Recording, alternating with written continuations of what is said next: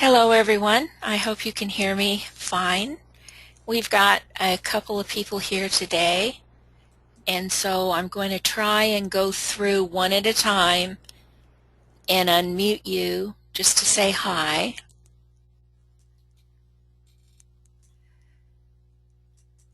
So Jared, are you there?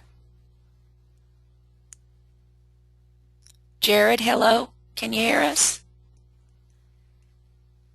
Well, maybe he's not ready yet. Karen, are you there?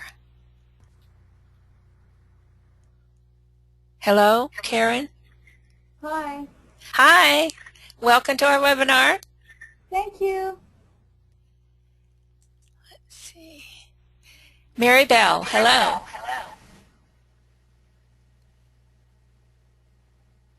Are you there? I can hear an echo.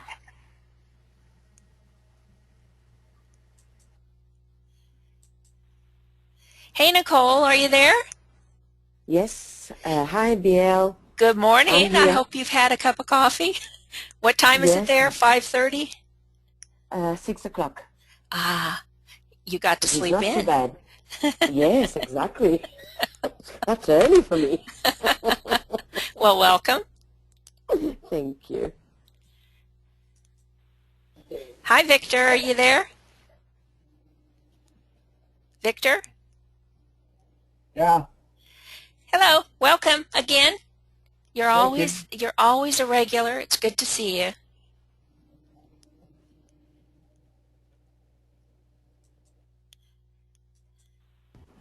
Hi, Walter. Are you there? Yes, I am. Hello. Good to see you again. Likewise. Hi, Yvonne. Hi, BL. How are you? I'm doing pretty good. How are you doing? Really great. Thank you. Good. Okay, now let's go back up and see if we can get Jared. Hi, Jared. Are you there?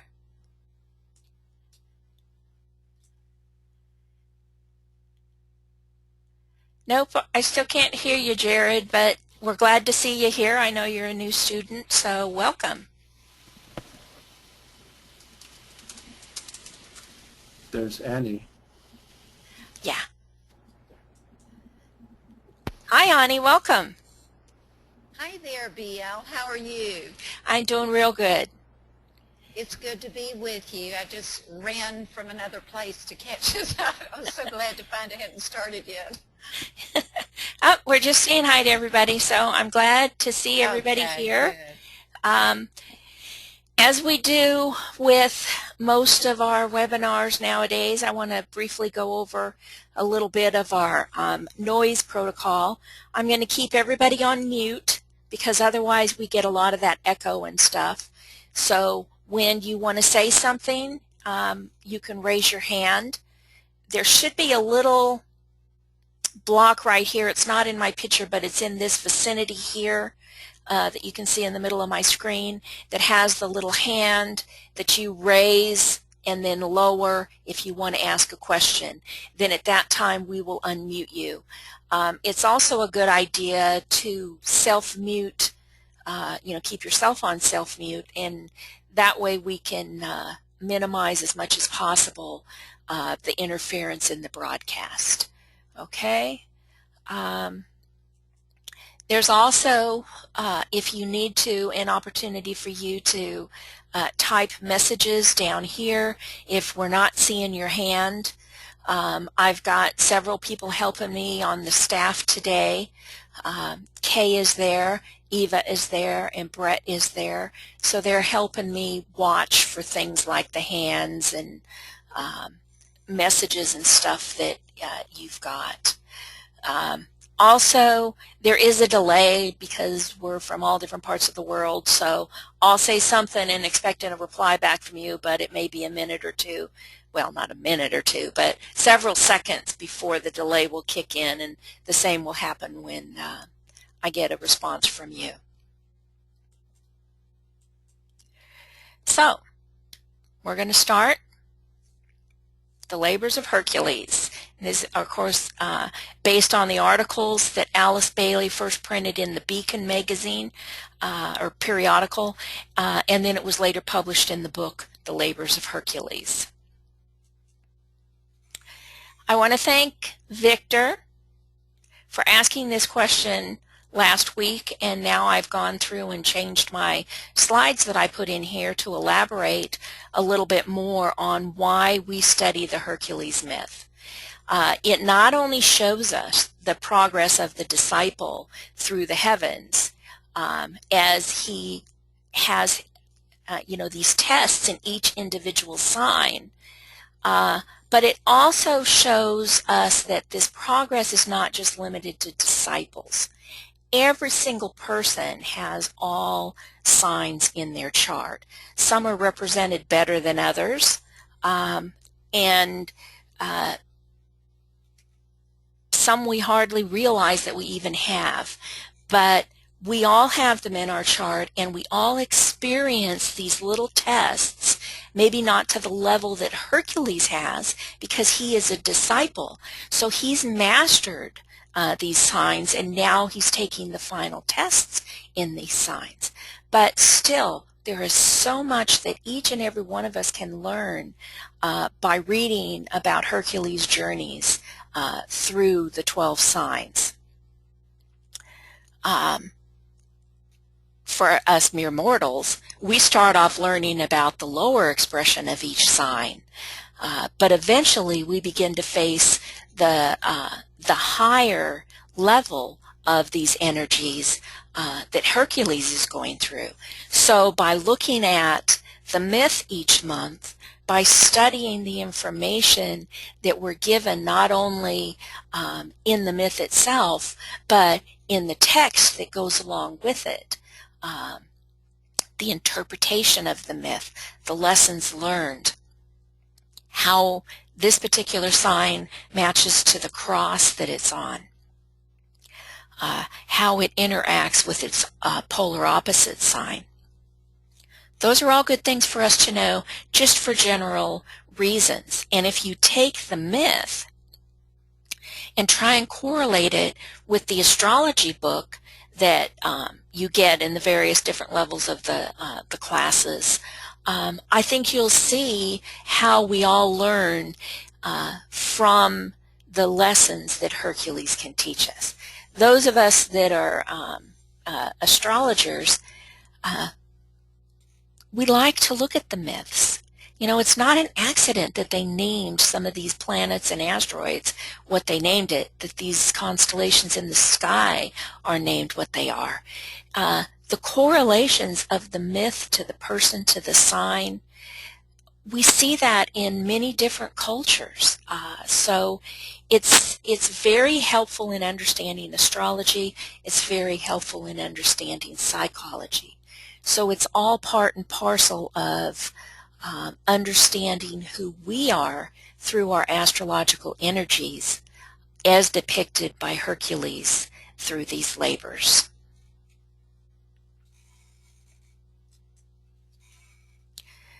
I was trying to make this as big as I could, but I'm getting a little... Okay. Hercules always starts off with the presiding one, or each labor starts off with that. So in this particular one, in the Cancer labor, the great presiding one, sitting in the council chamber of the Lord, spoke to Hercules' teacher. Where is the Son of Man, who is the Son of God? How fares he? How is he tested, and with what service is he now engaged? And the teacher replies, not at this time, O great presiding one. The third great test provided much of teaching sustenance to a learner such as he. He ponders and reflects. Provide a test which will evoke his wisest choice. Send him to labor in a field wherein he must decide which voice of all the many voices will arouse the obedience of his heart. Provide likewise a test of great simplicity upon the outer plane, and yet a test which will awaken on the inner side of life the fullness of his wisdom and rightness of his power to choose. Let him proceed with the fourth test.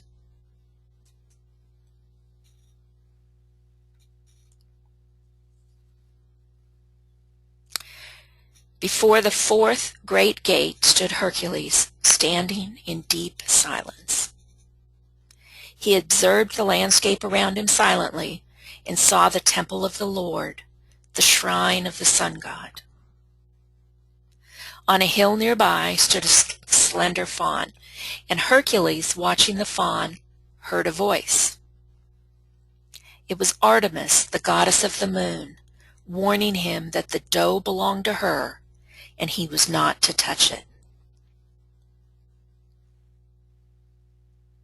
For ages she had nurtured it, and so she claimed it. But then Diana, the goddess of the forest, leapt up and claimed the doe as hers. Artemis and Diana argued back and forth, each claiming possession of the doe. Hercules, still standing between the pillars of the gate, listened to their quarrel, wondering about the two maidens. And then he heard another voice, a commanding voice, telling him the doe belonged to the shrine and neither maiden. And so he listened to this new voice, and he was instructed to rescue the doe and bear it to the shrine. And so Hercules starts on his journey. Artemis and Diana watch him this whole time, and they hamper him wherever they can whenever he gets close to the doe. They deluded Hercules, seeking to throw him off as he chased the doe from point to point. And thus, for the length of a full year, he followed the doe from place to place, catching glimpses of it, only to find nothing time after time. But then he finally found it sleeping beside a pool of water in the forest. He quietly crept up on it and shot his arrow, hitting the doe's foot, wounding it. As he drew close, he picked the doe up in his arms and held it close to his heart, while Artemis and Diana watched. He cried in exultation that the doe was his, and when he heard the other voice again, the voice of the teacher, reminding him that the doe belongs to no one, and commanding him to carry it to the shrine. Hercules asked why, when the doe was his, carried close to his heart. And the teacher told him, as a son of God, he dwelled within the shrine of God, and he needed to bring the doe there for everyone else who shared with the shrine. So Hercules listens to this voice. He takes the doe to the holy shrine of Mycenae, and Hercules lays it in the center of the shrine.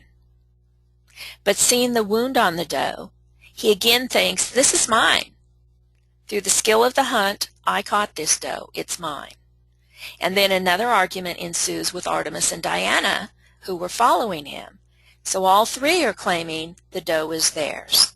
But then Apollo, the sun god, speaks from the holy place, claiming the doe for the holy shrine. "Why," asked Artemis, "can Hercules enter this temple, but Diana and Artemis couldn't, even when he had killed the doe?" And Apollo answered that it was because Hercules bore the doe in his arms close to his heart, and he left it in the holy place to find rest. And that's what man does in the holy place. So Hercules, returning from the test, passed through the gate again and found his way back to the teacher of his life. Hercules tells his teacher that the task was fulfilled and was simple, except for the time it took to do it.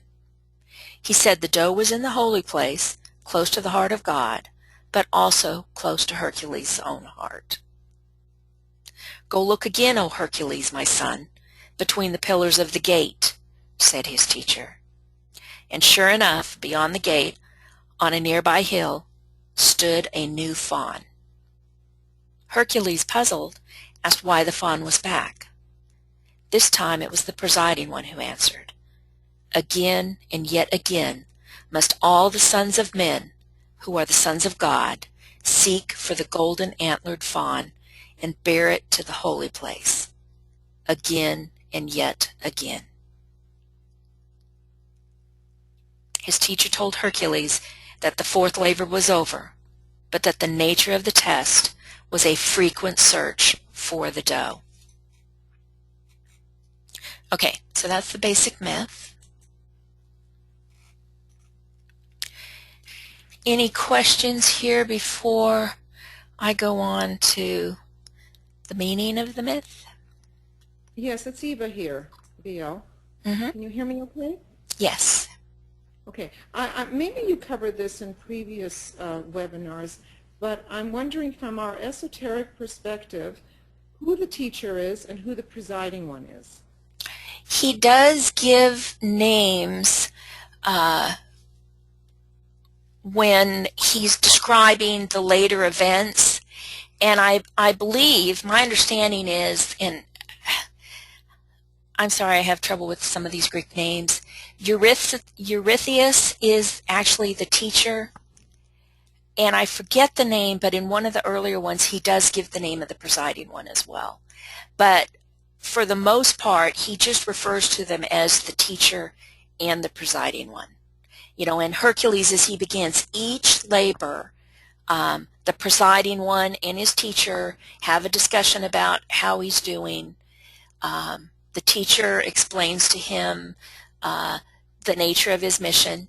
Your mission, should you decide to accept, is to, and on Hercules goes, and then he has to come back and report to his teacher, who then reports to the presiding one. And of course, the presiding one, you know, these are his masters. You can look at him also as his solar angels, his higher self. They're there watching, just as we know when we study the path that, you know, we've got a master up there who's watching us when we get to the point where something we do, the energies of it can then reach him. You know, he's not interested in our mundane life. He's only interested in the progression of our soul. And that's what these, both of them, the teacher and the presiding one, represent. And that's how I've always put it in my own mind, is that the teacher is the solar angel and the presiding one would be the master of the ashram and so on. So that that's how I've always sort of substituted those words in my head. Yeah, and that's pretty much kind of what I do too. Although he does actually give them names. And I haven't sat down and gone through, you know, Greek mythology to see who these people are. I know the biggies, you know, but I don't know some of the less obvious of the Greek pantheon there. So, but I always find it helpful for me anyway to be able to correlate the myths to what we study and what we understand from an esoteric perspective. So for me, it always helps me better understand what when you put it in that context. Yeah. Right. So thank you very much. Right. And, you know, that's one of the most important things I find when I read these labors is the myth is interesting, you know, it's pretty cool, but it's the dialogue that he has afterwards where he talks about what the myth means and puts it into terms that we can understand, which we will then be going through. Right. Okay. So, Cancer is actually, as we see on the screen here, the last of the 4 preparatory signs. Whether we're considering involution of the soul in matter or evolution of the aspirant as he struggles out of the human into the spiritual kingdom. So being equipped with the faculty of mind as he was in Aries, and with the desire as he was in Taurus, and having arrived at the realization of his essential duality in Gemini, the incarnating human enters through birth in Cancer into the human kingdom. And Cancer is a mass sign, and the influences bring about the formation of the human family, the race, the nation, and the family unit. For aspirant, these 4 signs prepare and equip and show him how to use, how to grip the mind and seek to bend it to his needs, learning mental control in Aries. He receives that first flash of spiritual light, which will grow increasingly more brilliant in Taurus. He realizes the two parts of himself and that the one wanes and the other waxes in Gemini. And in Cancer, he gets his first touch of that universal sense, which is the higher aspect of the mass consciousness. So we can see the involution as he fell into matter and how those four signs prepped him. And then the evolution as he's returning to spirit and how they prep him on the higher spiral. I've got questions here, okay? Nicole, let's go to you first. Nicole? No, yes, BL.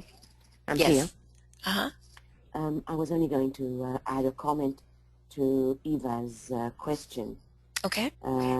because I always considered the teacher as the one who's responsible for us.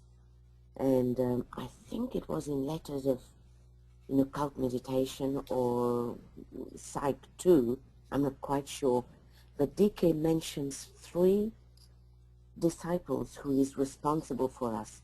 One, the disciple who's responsible for our emotional or astral evolution, if you like. The other one is the mental development, and the third one is the spiritual.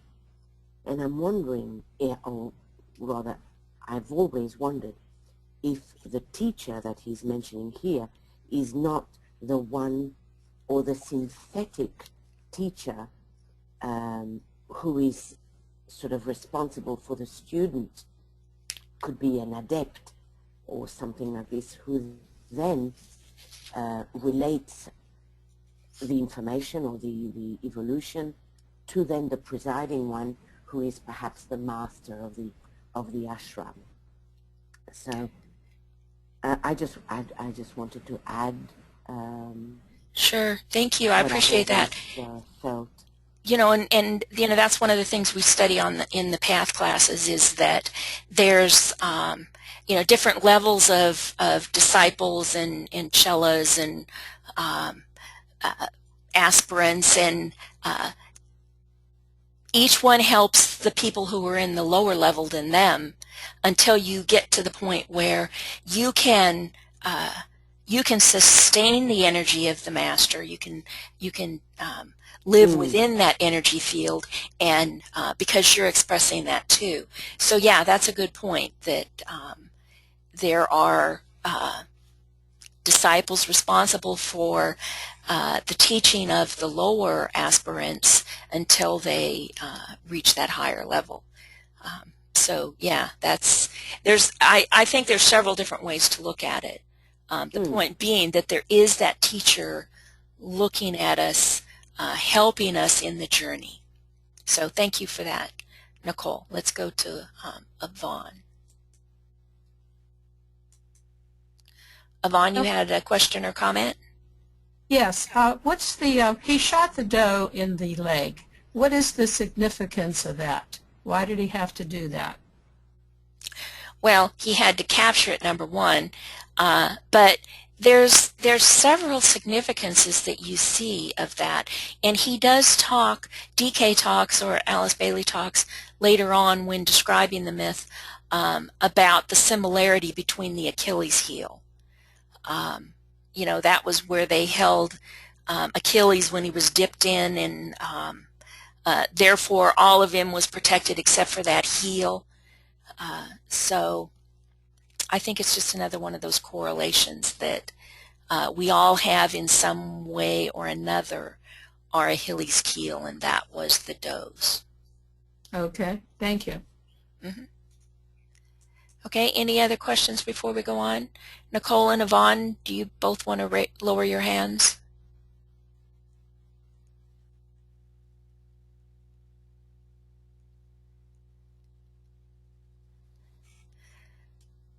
Okay.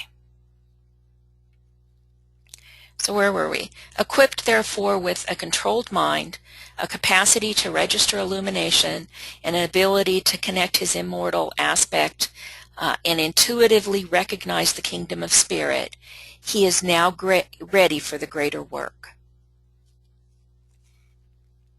So 3 words basically summarize self-awareness, or the consciousness aspect of the evolving human being.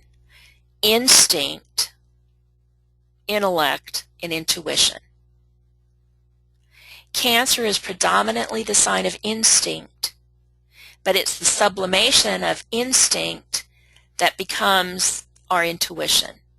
In the same way, as matter has to be lifted up into heaven, so instinct has to be likewise lifted up. And when it has been transcended and transmuted, it manifests as intuition, symbolized here in the myth by the doe. The intermediate stage is that of the intellect.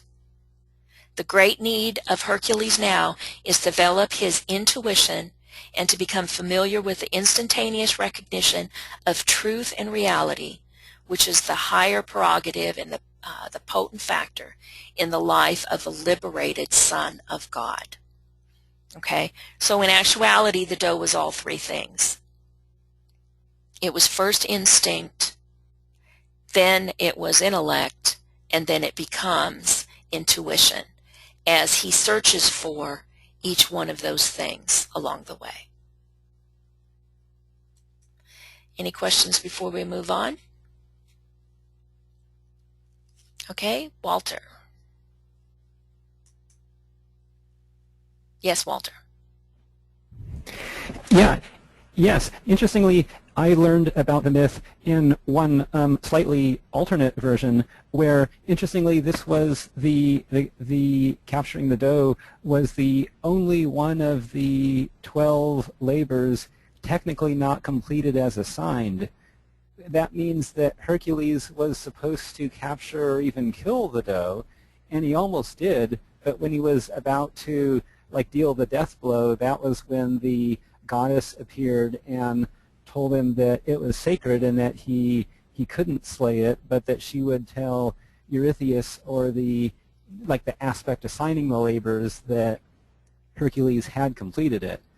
And I was thinking that the point of this alternate version is that it does support what's been presented so far. In other words, you can't capture or own on an individual level the intuition, but rather the only thing that can be done with something so vast like that is we can only put it in the shrine for the benefit of all, or for the one being.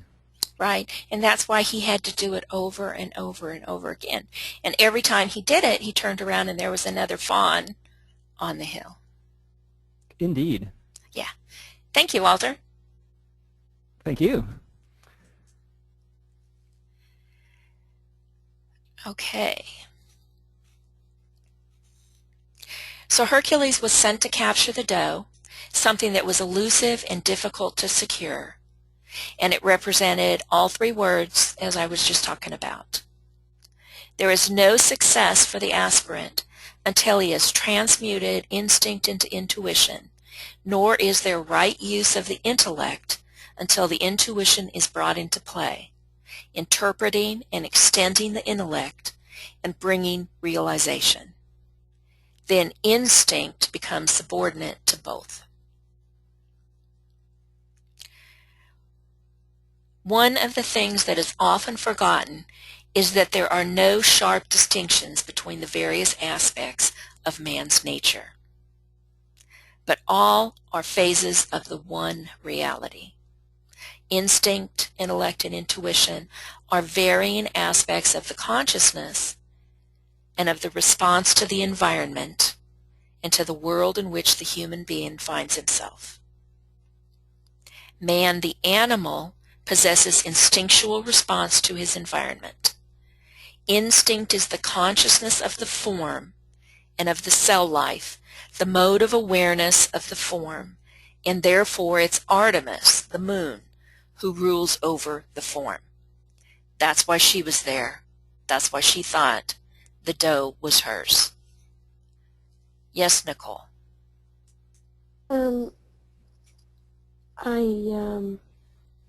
I've been wondering about Yvonne's question, which I thought was very intriguing. Yes, why does he have to shoot her?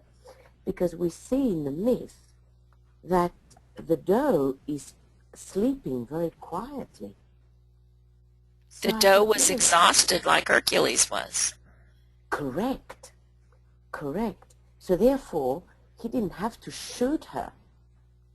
But I thought that this question was very intriguing until I thought of Cancer being the sign of endings.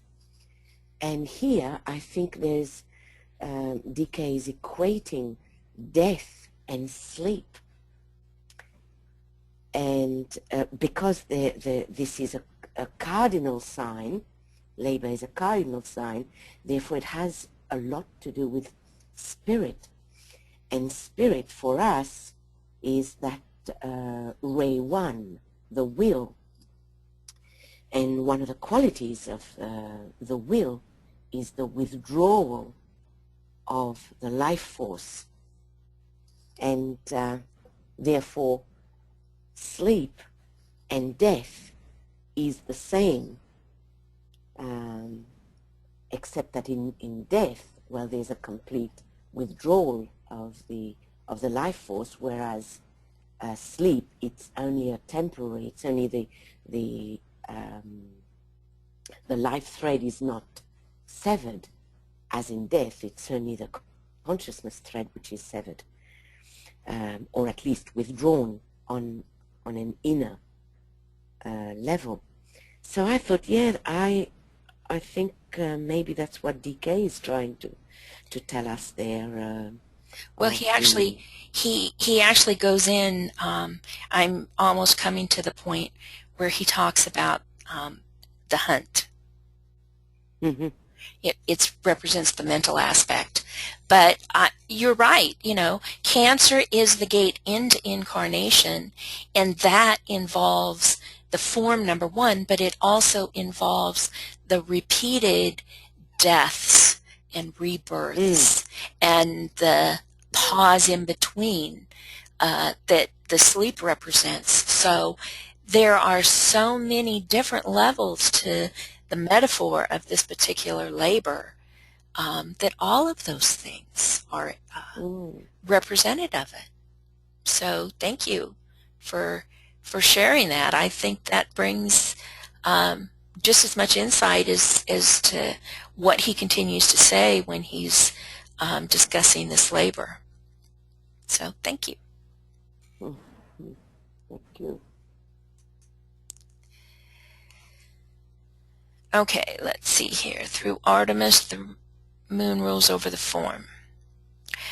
So he's also a human being, rational. He can analyze. He can criticize. He possesses that something which we call the mind, and that faculty of intellectual perception and response, which opens him up to new fields of awareness, but which is nevertheless simply an extension of his response apparatus and the development of instinct into intellect. Through the one, he becomes aware of the world of physical contacts and of emotional conditions, and through the other, he becomes aware of the world of thought and of ideas, and thus is a human being. When he has reached the stage of intelligent and instinctual awareness, then his teacher points him to the other world of which he can become equally aware, but which has its own method of contact and its own response apparatus. This is where Diana, the huntress, claimed the doe, because to her it is the intellect and man is the great seeker, the great hunter before the Lord. But the doe had another and more elusive form, and Hercules, as the aspirant, also looked for this. So for a life cycle he hunted, represented in the myth as a year. Finally he captured it, and following his spiritual intuition, he carried it into the temple, where it was claimed by the sun god, Apollo. Intuition, that highly developed sense of awareness, which gives to the disciple a vision of new fields of contact and opens up for him a new world of being. We're told that the battle is still going on between Apollo, the sun god, who knew that the doe was the intuition, between Diana, the huntress of the heavens, who knew it was intellect, and between Artemis, the moon, who thought it was only instinct. Remember at the end there, when he looked back and saw the fawn, he could hear the argument ongoing.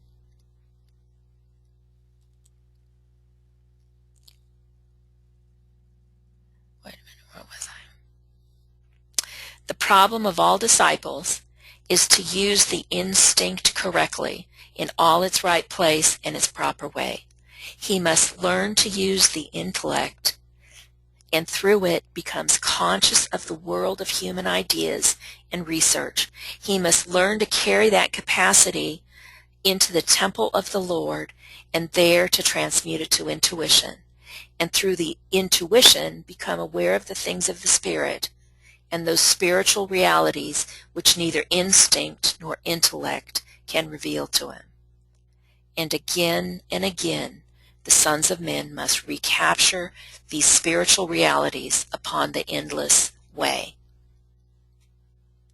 So this is why he hunts. It's representing the intellect. It's representing that search for the next level. And you have to conquer that level. So in my mind, that is why he has to at least wound the doe. He has to conquer the doe and bring it to the temple over and over again. So, Nicole, does that answer, does that play then on Yes, thanks. what your comments? Yeah. And Yvonne? Yes, it does clarify that, yeah. Okay, great. Yvonne, does that help clarify for you? Yes, thank you. Okay. Do you have another question? Okay. Anybody else have any questions or comments before we move on? Isn't it wonderful how he just went through and explained Sure. all of that? Okay. Let's go on to... Can you hear me? Yeah. Can you hear me okay? Yeah. It's Eva. Uh-huh. I don't have a hands up, so sorry, I have to interject. Okay, I just want to add one little thing here, since we're talking about the 3 eyes that the Tibetan always emphasizes, that here he goes on to tell us in that particular part that you explained, those 3 eyes, how we move developmentally through instinct, then intelligence, intellect, and then the intuition. And those are the 3 levels that we move through. So, of course, you just said that we should not be using our instinct and our intellect, but move into the intuition as we evolve more and more. Actually, my understanding of it was we use the instinct and the intellect, but that they're subordinate to the intuition. Right. We In other words, we're continue to use all supposed to move 3. in. Yeah, we always use all 3, but our aim is to try to move into the intuition, which is, of course, a higher level. Right, that's on the Buddhic level. Right. The 4th subplane of the 4th plane. And this is our Cancer, the 4th sign. So who says numerology doesn't work, right? Right, correct. That's excellent. Okay, let's look at the qualities of the sign. Cancer is called the crab, and the Greeks tell us that it was the crab that was sent by Hera to bite the foot of Hercules. Again, we think of the symbol as the vulnerable heel of Achilles. So that brings us back to what your question was, Yvonne. Why wounded and why there? This is an interesting way of expressing the liabilities of the incarnation process and of illustrating the handicaps that we endure as we tread the path of evolution. And I think this emphasizes your point, Nicole.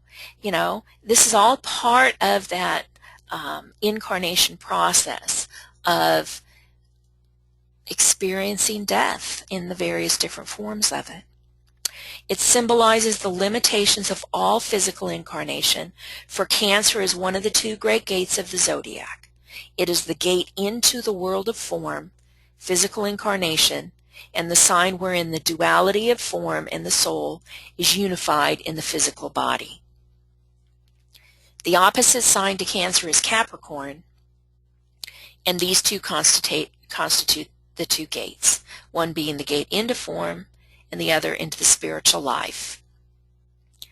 One opening the door into the mass form of the human family, and the other into the universal state of consciousness, which is the kingdom of spirit. One marks the beginning of the human experience on the physical plane, and the other marks its climax.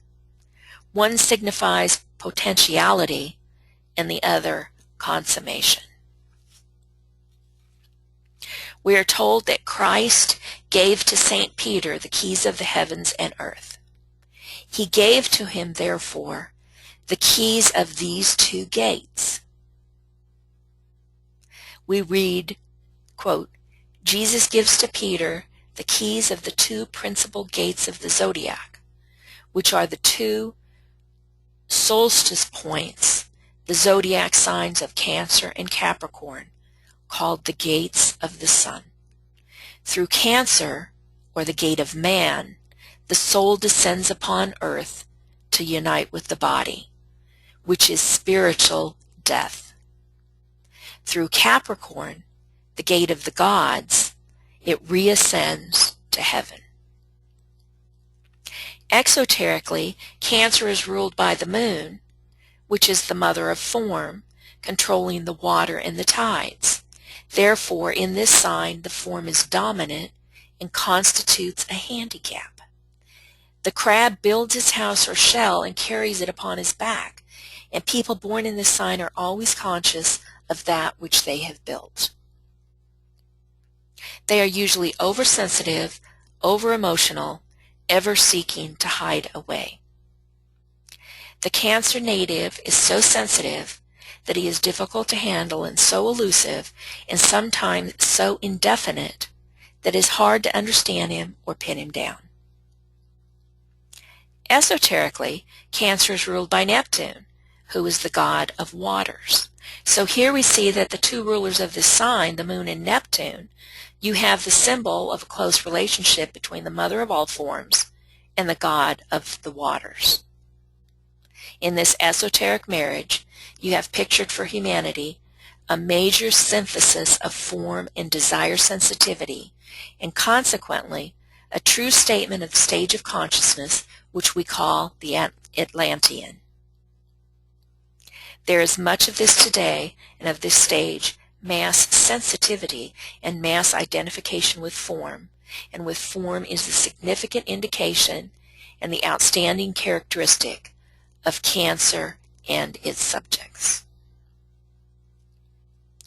It is interesting to contrast the two signs, Cancer and Capricorn, for that is which is indicated Cancer is for that which is indicated in Cancer is consummated in Capricorn. Cancer represents the home, the mother, it's personal and emotional. Capricorn represents the group, which is the unit consciously enters and also the father of all that is. So the gate of Cancer is entered through the process of transference out of the animal state of consciousness into the human, while the gate of Capricorn is entered through initiation. One is inevitable, subconscious, and potential, and the other is self-initiated, self-conscious, and potent. Cancer admits the soul into the world which we call humanity, while Capricorn admits the soul into the conscious participation in the life of the world center that we call hierarchy. Any comments on that before I go on to the cardinal cross?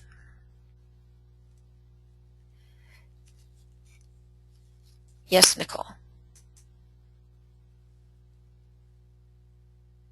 Nicole? Yeah, the water is, yes, I'm here. Can you Okay. hear me? Yes.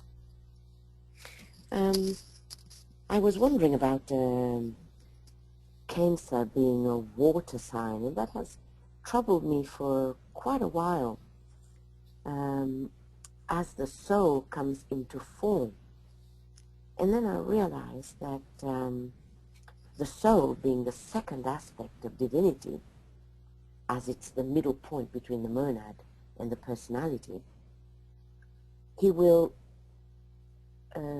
be immersed in form in water, which is also the second aspect of divinity. The astral plane is the midpoint or the intermediary between the mental and the physical. So that I just wanted to share that with you because I was wondering for a long time, why does why is the soul immersed in the sea? These aspects, the second aspect of divinity, made sense to me. So I don't know whether it makes sense to anybody else, but it certainly made sense to me. Yes, and thank you for bringing that point up. I agree. You know, it's sometimes not readily apparent why Cancer is a water sign, but the crab is actually can live in both water and land, and so it's not only the middle point as you're saying between the astral and the Buddhic with the mental there in between, but it's also the middle point between earth and water here. And Cancer has all of that sensitivity. It's one of the most sensitive of all the signs. And sensitivity is a very watery astral thing. So that's actually both the moon and Neptune participating there in that. But yeah, you know, sometimes you wonder, are these just arbitrary assignments of the elements? Well, no, they're not. There really is a hidden reason in there behind that. So thank you for pointing out some of those there. Any other comments? Oh, yes. I'm sorry, go I'd ahead. just like to add to that, what we have to realize or to constantly bear in mind is that this is a second solar system. Therefore, it's the development of the second aspect of divinity, which is absolutely crucial for us to remember. We keep forgetting, right? We keep forgetting. And that second aspect is consciousness, and that's what this sign is all about. That's right. That's different why levels is about the mass sensitivity. In the second, or rather in the first solar system, it was the material form aspect, or the third aspect of divinity, which was developed. Whereas in this, the soul of the Logos has been infused in the form. But being the second aspect of divinity, the form then is the second aspect of form, which is the astral. Right. Right. Thank you. Thank you. Okay. Cancer is on the cardinal cross. One arm is Aries, which is the sign of beginning, of commencement, of subjective life, of the prenatal stage or involution, and of the first step, either towards form taking or towards spiritual liberation. Another arm is Libra, the balance, choosing between the beginning of the treading of the narrow razor-edged path to which the Buddha so frequently refers.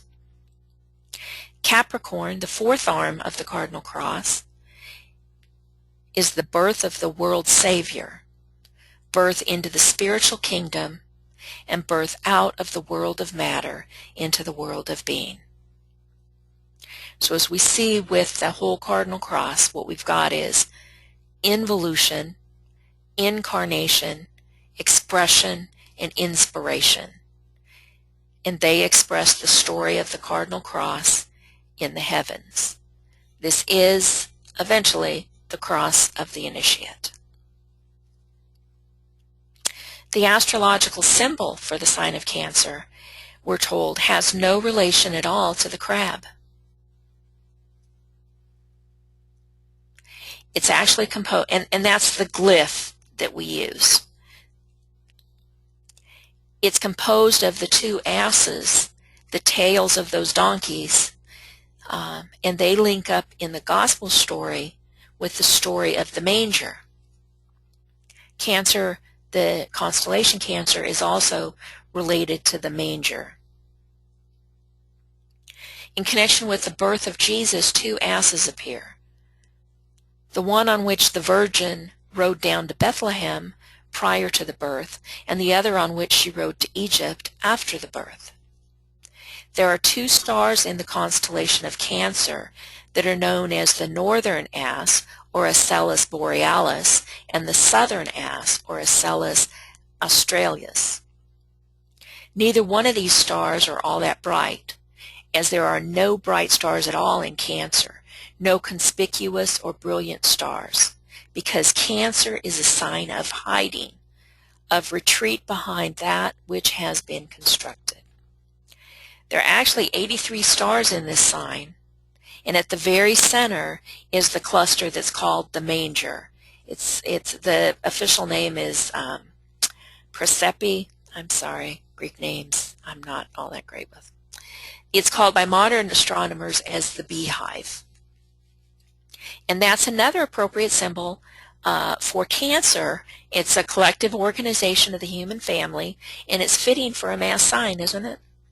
So it's no accident what they call these things. At first we don't recognize the intuition. It's faint sound, barely heard, just as this constellation is a very dim one. All that is to be found is a deep inner urge and a discontent which gradually becomes so strong that it lifts the hidden, struggling individual out of his environment of stabilized world condition and makes him an earnest aspirant. He knows no rest until he's emerged out of the water and climbed steadily on until he finds the summit of the mountain in Capricorn. Okay, that's the end of my official, well, I got one more thing here. As we've seen so far, and for those of you who this is your first webinar, this is actually our fifth one. We had an introductory one, and then we had the first 3 signs. All of those are available on the Makara website. When Brett posts the link to this one, you'll be able to find the other ones there. I also post a copy of the slides, so you can look at that too. So we have that. But as we've seen so far, the first 4 preparatory signs, he was equipped with the faculty of mind in Aries, with desire in Taurus, a rise of that essential duality in Gemini, and then he enters the kingdom, the human kingdom in Cancer.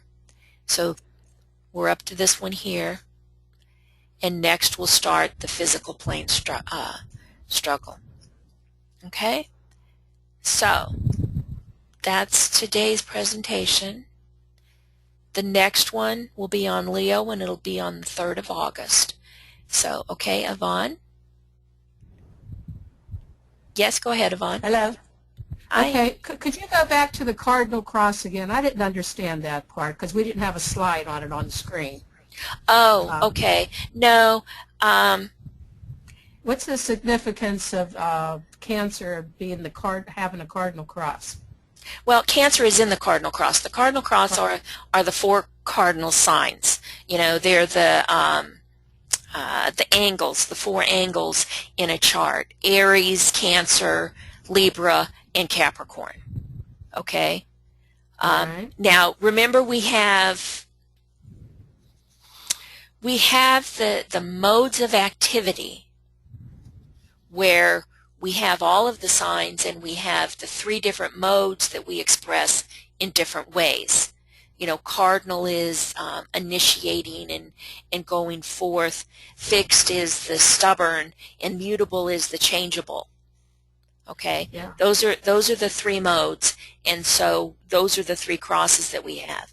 We also have those 3 crosses that represent the evolution of an individual. You know, the mutable cross is the cross that ordinary man is on. The disciple is mounts the fixed cross and has all the tests of the fixed signs, and then the initiate mounts the cardinal cross at the 3rd initiation. So that's something that's beyond most of us at this point. But there is, you have to look at it in context. You have to look at the quality, and you have to look at the element. Okay? And the element is water, and the quality is, the mode is part of the cardinal cross. So does that make more sense, or do you want me to go back through? Yeah, it just sort of made sense. Cancer is the first sign you incarnated, and I just thought it should be mutable cross since it was the beginning. Okay, I don't understand it yet, but I'll look it up. Okay, here. Hi, Walter, hi, Francis. Walter has something to say, and let me see. He probably can clarify it a little better. Walter, go ahead. Hello? Walter? Yeah. Go ahead. I found interesting the part about the Cancer glyph representing the 2 donkeys, which is interesting and new to me. Another interpretation of the Cancer glyph that I've learned about is that it represents 2 mammary glands, which shows how linked the sign Cancer is with the mother aspect, and also the process of nurturing the baby into incarnation. And actually that reminds me of how, like Aquarius, in the sign of Aquarius, the 2 wavy lines are not waves as often thought, because Aquarius is an air sign and not a water sign, but rather the glyph of Aquarius, those are serpents, or serpents of knowledge, which are shared with the group and society. I know. It's amazing. And number one, there's multiple connotations for these, as you've just pointed out. But it is amazing when you look at the symbology of that, when you look at the definitions of those glyphs, isn't it? Indeed. And I understand that some of them have deep esoteric significance, like that I'm not even aware of, like the Capricorn glyph, I understand, has some huge, large, deep symbology to it. Right. They tell us that what we know of as the Capricorn glyph is not the proper one, because it just has so much power to it that that has to be hidden from us for right now. There's so much symbology, but you know, it's with everything else. These symbols mean one thing to someone at one level and something else to someone at a higher level. Indeed. Right. Francis has joined us. Francis, did you have something that you would like to add to Yvonne's question or anything? Yeah, a couple of comments about the cardinal cross. The 4 cardinal signs are all initiatory in their quality. You know, Aries initiates the original impulse for coming into incarnation 4 signs before it actually happens in Cancer, which is also an initiating impulse.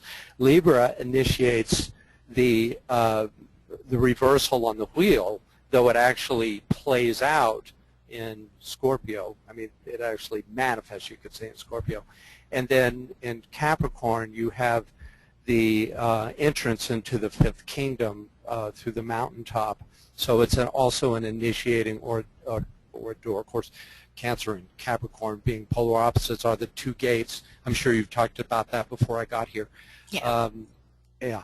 So each of them has this quality of the very highest and the very lowest. You know, you have the mass level on one end, which is represents instinct, and then you have the intuition on the other end of the spectrum, both cardinal qualities, with the mutable and the fixed carrying the qualities that lie between those two. So it's one way of looking at the cardinal signs. They're in many ways the most mysterious of all the signs, and at the same time the most obvious. I mean, look at this labor. It's said to be quite simple, you know, quite obvious, and yet it took him a year to do it.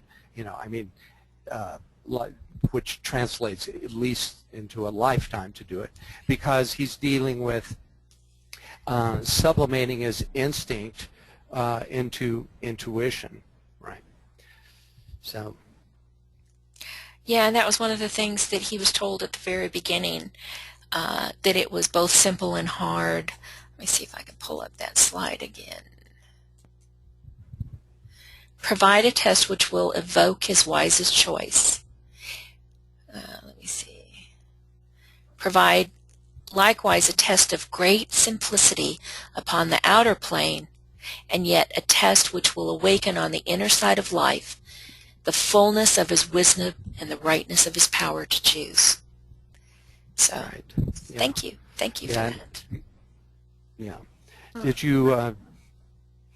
Did you discuss the Apollo Diana paradigm at all? Yes. Yes. You did. Okay. Fine. It's the wanna... higher lower mind kind of quality to it. Well, we discussed the fact that Artemis was the moon in the form, and the instinct, that Diana was the intellect, and that Apollo was the intuition. That's what we discussed. I see. Well, Apollo, being a sun god, also is manifests on the mental plane, but would be the higher mental, the last three subplanes, and indeed where Diana stops and Apollo begins is that fourth subplane of the middle, where that temple exists. You know, that's where Hercules leaves Diana behind and is able to enter the temple of Apollo, which is literally the higher mental plane, wherein all light exists in order to receive that which comes from even higher, from the Buddhic plane, which is pure intuition. Right. Yeah. It's Eva here. I just wanted to add one little thing to what Francis opened up with in talking about the cardinal sign. For the people that are listening, when we think of the three crosses, and we always start with the mutable cross, when we say mutable to ourselves, we understand what mutable means. It has a specific meaning and connotation. We know it has to do with being flexible, with being changeable. So we know that all those signs that are on the mutable cross carry with that quality within them. And then we move to the next cross, which would be the fixed cross. And the word fixed also has a certain meaning and connotation in our minds. That which is fixed is immovable, isn't it? And that which is fixed can be stable, it can be concrete, it can be all those adjectives that we can use for fixity. Then we move to the cardinal. What does cardinal really mean to us? It doesn't really have that meaning. So that adds to the mystery that Francis made reference to. We think of cardinal as the bird being red. We think of a cardinal in a church as wearing red robes. So there's something about red and about power and about activity associated with cardinal, but really we don't know what it really means. So there is that mystery automatically associated with all the signs that are cardinal, and they're and like Francis said, they do initiate something new and something quite deep and spiritual. And it is a lot of mystery surrounded with a lot of these signs. So anyway, I'll just leave it at that. That it isn't as easily grasped as that which is mutable and that which is fixed. And that's because it is both below and above the threshold of most of us, you know. Right. We're not in mass consciousness anymore, so we don't resonate with that quality. And we're not in high initiatory, you know, Buddha consciousness, though we're, you know, that's where we're headed. And so it just isn't part of our woof and warp, you could say. Mm-hmm. Nicole, you had a comment that you wanted to make? Yeah, thanks. Yeah, I agree with Eva that, you know, the cardinal signs are something which is a little bit remote from us. And for me, cardinal signs have always been associated with the aspect of will, which we don't access as readily as the love aspect or the third aspect, intelligence. And if we notice, the 4 signs are on the hard line. Aries, Ray 1-7, Cancer, Ray 3-7, right. Libra 3-7, Capricorn 1-3-5-7. So they're all on the hard line of will, and this is not an aspect that we that is developed first. Actually, it's the aspect within us which is last developed, and that's why it's associated with the initiate, because the initiate has developed intelligence and has already blended intelligence and love. And it's only once he's synthesized these two that he can access the will aspect or the first aspect of divinity. That's the way I've always understood the cardinal, and it took me quite a while to even get that slant. So whether I'm right or not, I don't know, but it makes sense to me.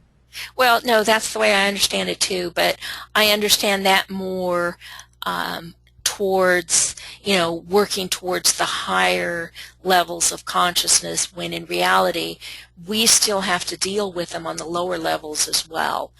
And sometimes those are hard things to deal with, and sometimes they're easy things to deal with.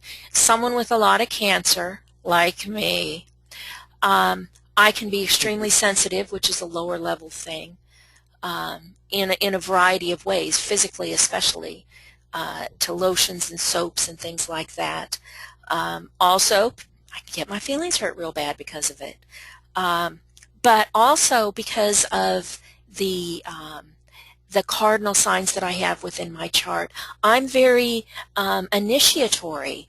I'm a self-initiated person. I can start things, and I can keep them going, and I can organize things, and all of those are nice faculties that I get from my cardinal signs, from the 7th ray that flows through the Capricorn and Cancer in me. And the Moria Federation is better off for it. Well, thank you. So, you know, at all different levels we have the good and the bad with all of these signs, with all of these, with the crosses. It's the same with the elements. So we've had some very good discussion on this. I really appreciate the chiming in of everyone who's helped. Does anybody else want to say anything before we say good night to everyone? Or good morning in a couple of your cases?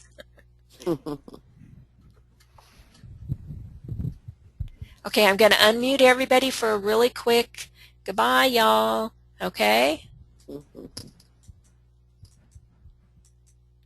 Goodbye. Okay, thank you. Bye. Thank you, BL. Thank you all. Goodbye. Goodbye. Thank you, BL. And Jared? Thank you. Thanks. Jared, can you hear us? Jared, are you there? We never got to hear you. But, okay.